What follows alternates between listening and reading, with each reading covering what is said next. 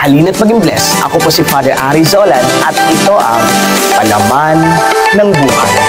Ngayong bagong taong 2024 at sa paggunita po natin ng dakilang kapistahan ng mahal na Berheng Maria, Ina ng Diyos, tayo pong lahat ay pinapaalalahanan at inaanyayahan na ang Diyos pa rin ang dapat nating unahin sa ating buhay. Sa Diyos pa rin tayo lalapit, sa Diyos pa rin tayo kakapit, sa Diyos pa rin tayo magpapagabay, at higit sa lahat, sa Diyos pa rin tayo magtitiwala at mananalig. Upang sa gayon, walang hanggang pagpapala at biyaya ang ating matamasa at din makaranas din tayo ng tunay na kaligayahan, kaginhawaan at kapayapaan na nagmumula sa Kanya.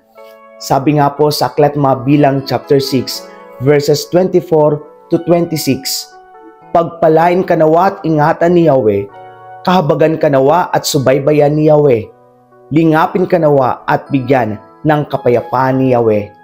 Ngayong 2024, ililigtas pa rin tayo ng Diyos. Hindi niya tayo pababayaan, sasamahan pa rin niya tayo. Mapagpalang bagong taong 2024 po sa ating lahat. Magkita-kita po muli tayo bukas. Ako po si Father Ari Zolan. God bless you po and keep safe. Please like and share this video.